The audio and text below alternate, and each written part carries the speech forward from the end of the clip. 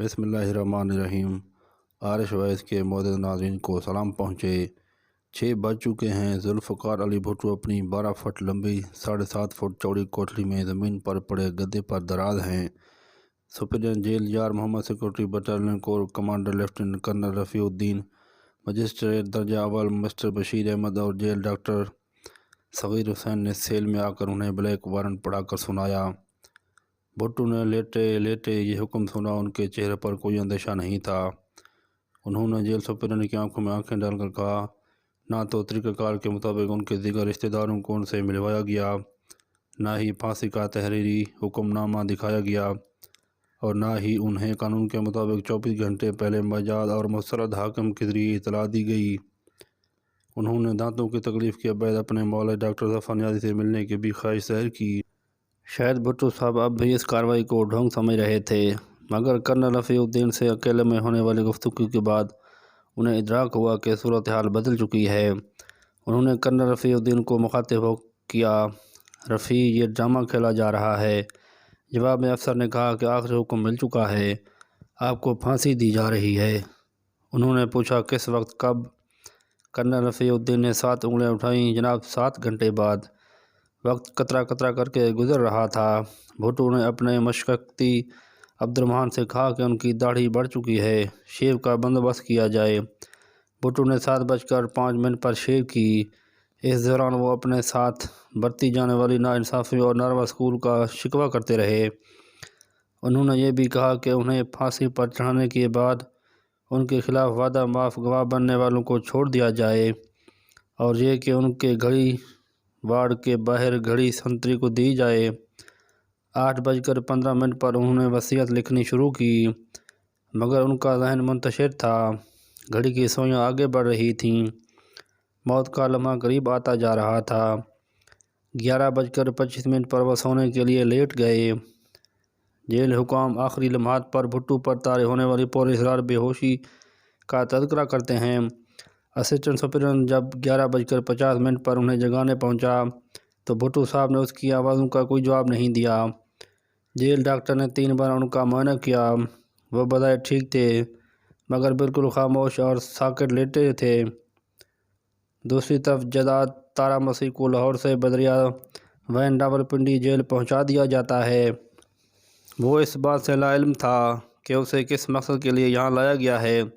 راولپنڈی میں واقع مسجد مولانا غلام غوث ہزاروی کے خادم حیات محمد کو یہ کہہ کر ایک میت کو غسل دینا ہے۔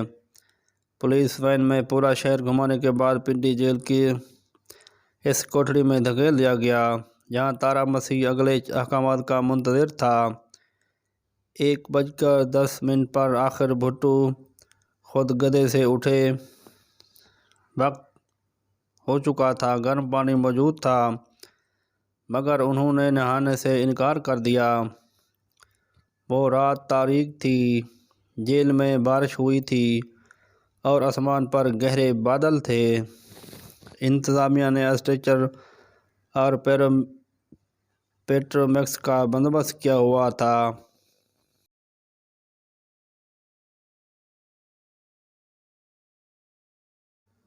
جیل حکام بھٹو کے سیل تک گئے۔ مجسٹریٹ نے ان کی وصیت کے بارے میں پوچھا، مگر خیالات منتشر ہونے کے بعد وہ کچھ لکھ نہیں سکے تھے۔ مجسٹریٹ اور ان کے درمیان گفتگو جاری تھی کہ جیل سپرنٹنڈنٹ کے حکم پر 4 آدمی اندر داخل ہوئے۔ وہ ایک دل سوز منظر تھا۔ بھٹو پر نقاہت طاری تھی۔ جو شخص کل تک عالم اسلام کا اہم ترین رہنما تصور کیا جاتا تھا، اسے اسٹریچر پر پھانسی گھاٹ کی سمت لے جایا جا رہا تھا۔ مشقتی عبد الرحمن آنکھوں میں آنسو اور ہاتھ میں چائے کا کپ لیے سامنے کھڑا تھا۔ پھانسی گھاٹ 250 گز دور تھا۔ اس دوران مکمل خاموشی رہی، بس قدموں کی دھمک تھی۔ ایک موقع پر بھٹو نے نصرت بھٹو کے تنہا رہ جانے پر غم کا اظہار کیا، پھر خاموشی چھا گئی۔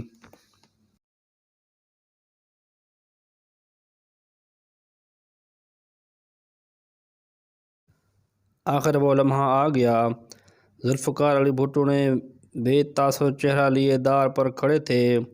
وہ اس موت سے چند لمحے دور تھے جو بھٹو کو دام زندگی بخشنے والی تھی۔ جان تو جانے والی تھی، مگر شان سلامت رہنی تھی۔ ہتھ کڑی کھول کر بھٹو کے ہاتھ پیچھے باندھ دیے گئے۔ طاہرہ مسیح نے چہرے پر سیاہ ماسک چڑھا دیا۔ بھٹو نے کہا فنش اٹ۔ 2:04 پر جلاد نے لیور دبایا۔ بھٹو ایک جھٹکے سے پھانسی کے کنویں میں گر گئے۔ ان کا جسم کچھ دیر دھیرے دھیرے ہلتا رہا اور پھر ساکت ہو گیا۔ پھانسی گھاٹ میں بہت دیر تک خاموشی رہی، گہری اور اداس خاموشی تھی۔ بھٹو کی لاش اتارے جانے کے بعد کرنل رفیع نے SMLA سے وائرلیس سیٹ پر رابطہ کیا اور بلیک ہارس کہا۔ چند تجزیہ کاروں کا کہنا ہے کہ اس وقت جنرل ضیاء الحق بھی یہ پیغام سن رہے تھے۔ موت کی خبر۔ حضرات، بھٹو کی موت خبر کو مخفی رکھنے کی بھرپور کوشش کی گئی۔ سہالہ ریسٹ ہاؤس، جہاں بھٹو بیگمات نظر بند تھیں، اور پنڈی جیل دونوں دنیا سے کٹ چکے تھے۔ شہر کے داخلی حصوں پر کہرا پڑا تھا، مگر کسی طرح یہ خبر سرحد پار ہو گئی اور 4 اپریل 1979 کو صبح 7 بجے آل انڈیا ریڈیو نے سب سے پہلے سابق وزیر اعظم پاکستان ذوالفقار علی بھٹو کی پھانسی کی خبر نشر کی۔